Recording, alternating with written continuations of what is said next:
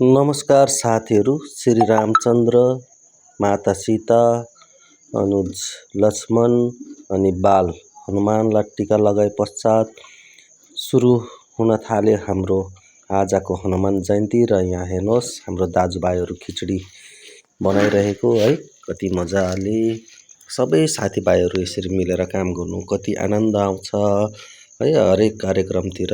र यहाँ हाम्रो आजको रामचन्द्र, माता सीता, अनुज लक्ष्मण र बाल हनुमान रेडी भइसकेको छ शोभायात्राको निम्ति। र यहाँ शोभायात्राको पहिला होली लगाएर है नृत्य गरेर आनन्द लिइरहेको छ भने यसमा म पनि सम्मिलित थिएँ आजको हाम्रो यो यात्रामा। श्री राम, बाल हनुमान, सीता माता, सबै लक्ष्मण सबैलाई हामीले गाडीमा चढाएका थियौँ भने यसरी हाम्रो पहिलो शोभायात्रा चाहिँ सुरु भयो। र यसरी कविता दिदी, हाम्रो माइजू, सासाना दिदी बहिनीहरू सबै मिलेर गाउँको परिक्रमा गर्न यसरी है श्री रामको झन्डा बोकेर श्री रामको जयकारा लगाउँदै हामी निक्ल्यौँ।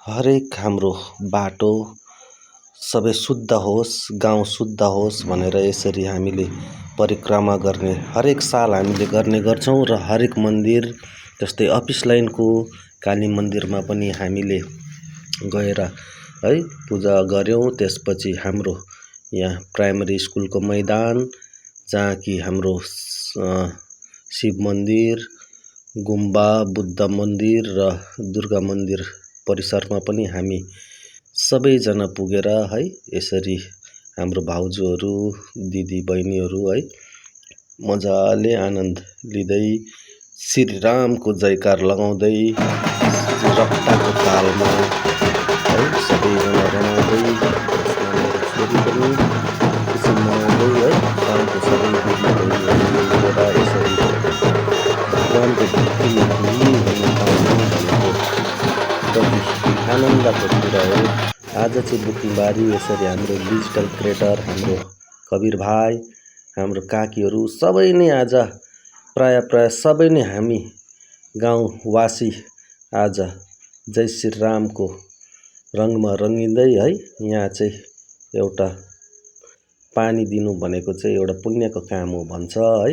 र यसमा चाहिँ म मुकेश दाजु हाम्रो कालचिनीको है सबै मिलेर मेरो श्रीमती बुहारीहरू है हाम्रो कलावती भाउजू सबै मिलेर हामीले यसरी सबैजना थकित भएको बेलामा है एउटा पानी प्यास लागेको हुन्छ है र हामीले यसरी जुसको बन्दोबस्त पनि गरेका थियौँ। र यसरी सबैलाई यसरी ठन्डा पिलाउँदा आफूलाई पनि खुसी लाग्यो, आनन्द लाग्यो। र श्रीराम, सीता मैया, लक्ष्मण भगवान, यता बाल हनुमानज्यूले पनि यसरी हामीले आजको निम्ति तयारी गरेको जुसहरू पिउनुभयो, धेरै खुसी लाग्यो है। र अन्तमा चाहिँ हामी मन्दिर परिसरमा पुगेर यसरी हाम्रो प्यारो भाउजूले है प्रसाद वितरण गरिरहेको रहेछ भनेपछि यहाँ बम वर्षा अन्तमा चाहिँ बम वर्षा गर्ने कार्य पनि भयो। र हेर्नुहोस् मेरो दुईवटा नक्कले छोराहरूले प्रसाद लिएर धेरै खुसी हुँदै है अन्तमा चाहिँ है अब पूजा सकिएपछि यसरी हामीले भोज खान्छौँ है।